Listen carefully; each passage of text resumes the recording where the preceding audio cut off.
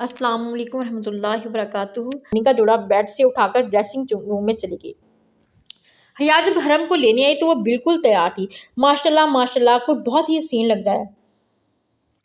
मेरे भाई का क्या होगा आज, कहीं ऐसा ना हो कि मंगनी की बजाय डायरेक्ट निकाह करवाने। हया हरम को देखते ही शुरू हो चुकी थी। जो खड़ी हया की बात पर सुर्ख हो गई थी। हरम लगी इतनी खूबसूरत रही थी। शॉकिंग पिंक और वाइट कम्बिनेशन की घेरदार फ्रॉक के साथ प्लेन पजामा, सर पर फ्रॉक कि हम रंग दुपट्टा, मेहंदी लगी हाथों में चूड़ियां, माथे पे टिक्का, कानों में झुमके और पैरों में नाजुक सैंडल। वो बहुत ही खूबसूरत लग रही थी। तुम भी कम नहीं लग रही आज, कहीं कोई तुम्हें देखकर रिश्ता ही ना बीते। वो सच में आज बहुत प्यारी लग रही थी। लाइट पिंक और ऑरेंज कॉम्बिनेशन की घेरदार फ्रॉक पहने। Thank you. और हाँ, देखा जाएगा, चलो घूंघट करो। मुझे उम्र ने कहा है सबसे पहले वो देखेगा तुम्हें। हैं, ये कौन सी मंतिक है? हरम हरम हैरान सी बोली। उफ, अब मुझे क्या पता, वो चाहता होगा कि सबसे पहले वो देखे। वैसे भी अब आपकी इनकी होने वाली है, 1 महीना ही तो है शादी में, और वैसे भी 1 महीना तो चुटकी में गुजर जाएगा। हया ने बाकायदा चुटकी बजाकर दिखाई।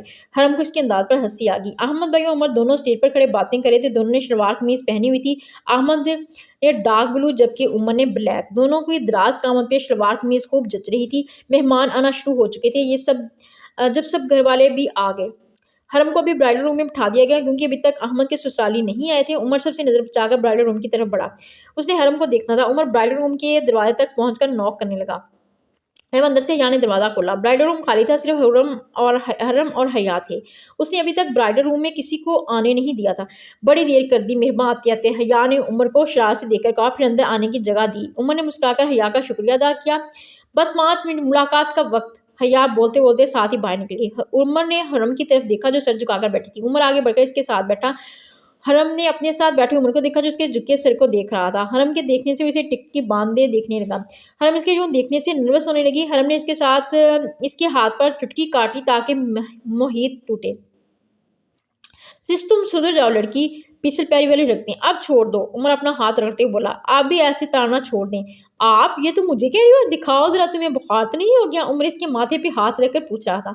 हरम ने इसका हाथ पकड़ के हटाया। जी आपको ही आप कहा, और कौन है यहाँ? हरम तब कर बोली। अच्छा, ये तब्दीली कब है? कल से, हरम ने जट जवाब दिया। और ये किसके कहने पर? उमर ने फिर पूछा। खुद के कहने पर, और क्या इज्जत रास नहीं? हरम ने जिद होकर पूछा। हाँ हाँ, नहीं, मैंने तो ऐसा कुछ नहीं कहा। अच्छा, मुझे कुछ देना है तुम्हें, दिखाऊं? उमर ने बताने के साथ ज़्यादा भी मांगी। दिखाएं। 1 मिनट लाया। कहाँ जा रहे हो? टेंशन मत लो, बाहर नहीं जा रहा हूँ। मैंने कहते साथ ही दरवाज़ा थोड़ा सा खुला। हया हमजा के साथ किसी बहस में लगी हुई थी। उमर की बात पर दोनों ने मुड़के उसे देखा। हया करीब चली गई, जबकि हमजा वहीं खड़ा रहा। क्या हुआ? हया ने पूछा। मैंने कुछ दिया था तुम्हें, मुझे बुला दो। अच्छा, लाती हूँ, हया कहकर आगे बढ़ गई।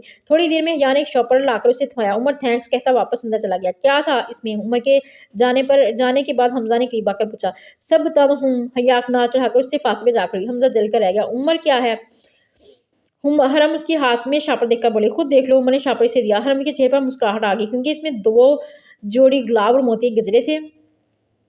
हरम को वैसे ही फूल बहुत पसंद थे। उमर उसे मुस्कुराते हुए देख रहा था, जो गजरों को हाथ में पकड़े कभी सूंघती तो कभी मुस्कुराकर छूती। क्या मैं पहना दूं? उमर उसके पास बैठकर बोला। हरम ने मुस्कुराकर गजरे उसे दिए। उमर ने दोनों हाथों में गजरे पहनाकर उन्हें देखने लगा। मेहंदी, चूड़ियां, गजरे पहने से सब बहुत हसीन लग रहा था। उमर ने दोनों हाथों को बारी बुरी चूमा। फिर हरम को देखा, जो एकदम शर्म से लाल हो गई थी। इससे पहले दोनों में से कोई कुछ कहता, हया और हमजा अंदर आ गए। कोई शर्म होती है, कोई हया होती है। मेरी नौजवान नस्ल 5 मिनट की इजाज़त दी थी, 10 मिनट हो गए हैं। चलो, अब अहमद भाई के ससुराल वाले भी पहुंचने वाले हैं। हमजा उमर बाहर जाने लगे। उमर ने जाते जाते एक नज़र पीछे मुड़कर इसे देखा। वो इसे ही देख रही थी। उमर के देखने पर दोनों ही मुस्कुरा दिए। कुछ ही देर में अहमद भाई के ससुराल वाले भी आ गए। मुकद्दस भाभी को अहमद भाई के साथ लाकर बैठा दिया था। दोनों साथ बैठे बहुत अच्छे लग रहे थे। मुकद्दस ने लाइट ब्लू घेरदार फ्रॉक पहनी थी, जिसमें वो बहुत खूबसूरत लग रही थी। हरम को भी थोड़ी देर बाद स्टेज पर लाकर बैठा दिया। सब लड़के लड़कियां स्टेज पर ही आ गए। सब हंसी मजाक कर रहे थे। जब आरज अपनी फैमिली के साथ सबसे मिलकर स्टेज पर आया, अहमद से मिलकर उमर से मिला। जब नजर हया की तरफ की, वो वही खड़ा इसे बिना परख चुकाए देखने लगा। पहले मुझे लग रहा था कि ये आरज और इसकी हया का कपल बनेगा। जब किसी टकराया, आज के कुर्ते पे सारा जूस गिर गया। ओह, आई एम सॉरी, गलती से गिर गया, हमजा बोल ही रहा था जब। लेकिन देखिए अब कौन है। आरज भी इसको पसंद करता है, याक, और हमजा भी आई थिंक इसे पसंद करता है। अब देखते हैं किसके साथ इसका कपल बनता है। ओह आई एम सॉरी, गलती से गिर गया। हमजा बोल ही रहा था जब आरज इट्स ओके कह के स्टेज से नीचे तक गया। हमजा ने दूर तक उसे जाते देखा। मेरी कज़न को ताड़ेगा हमजा खुद से कह के आगे बढ़ गया। कुछ ही देर में मंगनी की रस्म शुरू होगी। पहले अहमद और मुकद्दस ने एक दूसरे को रिंग पहनाई, फिर उमर और हरम ने एक दूसरे को रिंग पहनाई। उमर बहुत ज़्यादा खुश था। उसने जिससे मोहब्बत की अल्लाह ने उसी के साथ उसका नसीब जोड़ दिया। वो जितना अल्लाह का शुक्र करता कम था। रस्म के बाद तस्वीरों का सिलसिला शुरू हो गया। फिर खाना खुल गया। काफ़ी खुशगवार माहौल में खाना खाया गया। मेहमान आस्ता आस्ता जाने लगे। फिर कुछ देर बाद अहमद भाई के ससुराल वाले भी चले गए, तो इन सब ने भी घर की ली। घर पहुंचकर सब अपने अपने कमरों में चले गए। हरम कमरे में आते ही अलमारी से अपना सूट निकालकर बाथरूम में चलेगी। हया बार पे बैठी अपने मोबाइल में फेसबुक यूज़ करने लगी। हरम बाथरूम से निकली और ड्रेसिंग टेबल के सामने जाकर अपने बाल तौलिए से आज़ाद किए। फिर उठ झटक कर ब्रश करने लगी। हया ने जब उसे देखा तो चीख पड़ी, हरम तुम इतनी सर्दी में इसमें नहा कर रही हो, पागल हो गया क्या? हया हरम के यूं चीखने से उछल पड़ी। हया तुम्हारा दिमाग खराब है, ऐसी भी कोई सी आफत आ गई जो चीख रही हो? उफ, मेरी जान निकल जाती है अभी। हरम हया को घूरती बोली, ठंडे पानी से नहीं निकली, मेरे चीखने से खाक नहीं कि तुम्हारी जान। हया मुंह बनाकर बोली, मतलब तुम चाहती हो कि मेरी जान निकल जाए और आपकी ताक लिए बताती चलो कि गीजर चल रहा है। हरम तब कर बोली, ओ मैं तो भूल गई। हरम की बात पे हया ने अपने सर पे हाथ मारा जैसे अपनी याददाश्त को कोसा हो। तुम आजकल किसकी यादों में खोई हो जो तुम्हें और कुछ याद नहीं रहता? हरम ने उसे मशकूक नजरों से देखकर पूछा। मैं बड़ा किसकी यादों में होंगी? हया ने इधर देखकर कहा, तो फिर नजरें क्यों चला रही हो? अगर ऐसा कुछ नहीं है तो मेरी नजरों से नजरें मिलाकर बात करो। हरम अभी भी उसे मशकूक नजरों से देख रही थी। तुम कुछ ज्यादा ही बेशर्म हो गई हो, हया कहते साथ बाथरूम की जाना पड़ी। इसमें बेशर्म की क्या बात है? जी बिल्कुल है, मंगनीशुदा तुम मुझे भी फंसाना चाहती हो, हया कहती बाथरूम में घुस गई। अल्लाह ना करे मैं फंसाऊं, अल्लाह करे तुम्हारी डायरेक्ट शादी हो, आमीन। हरम के कहने पर हया बाथरूम से ही चीखी, हरम की बच्ची मैं अभी आकर बताती हूँ तुम्हें। हरम हंसती हुई अब कमरे से निकल गई। पूरे घर में अंधेरा था, शायद सब थकन की वजह से जल्दी ही सो गए थे। हम किचन में आकर फिर से पानी की बोतल निकालकर पानी पिया, फिर वापस पानी की बोतल फ्रिज में रखकर ग्लास स्टैंड में वापस रखकर पीछे मुड़ी।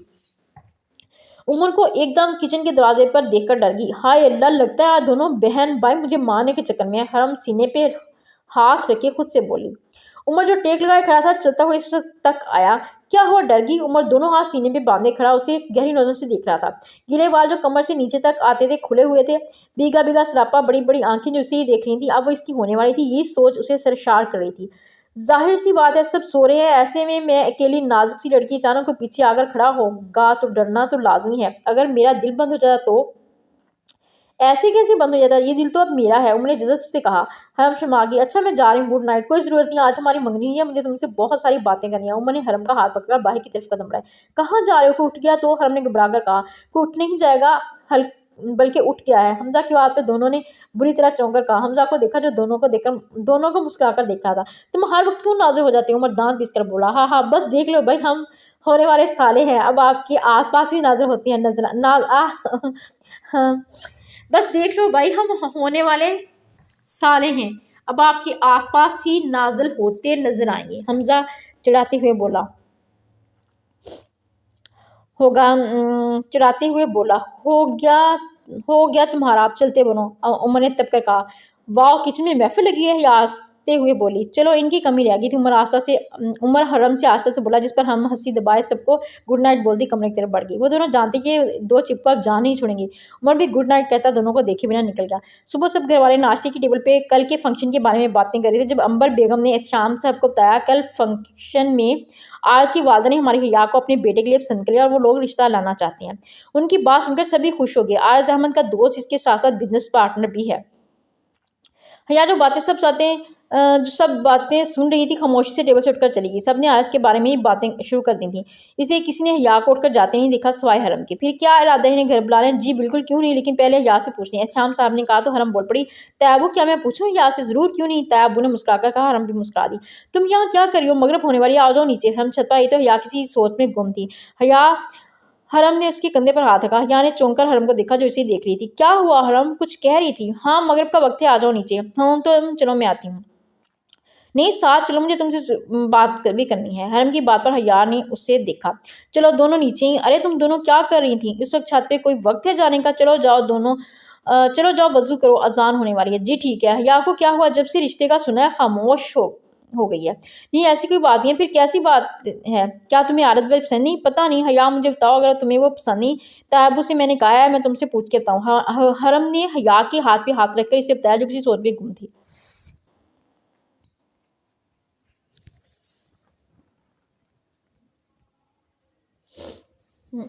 हया बताओ ज़बरदस्ती नहीं है, और वैसे भी ज़बरदस्ती रिश्ते नहीं जोड़े जाते। हरम की बात पर हया ने उसे देखा।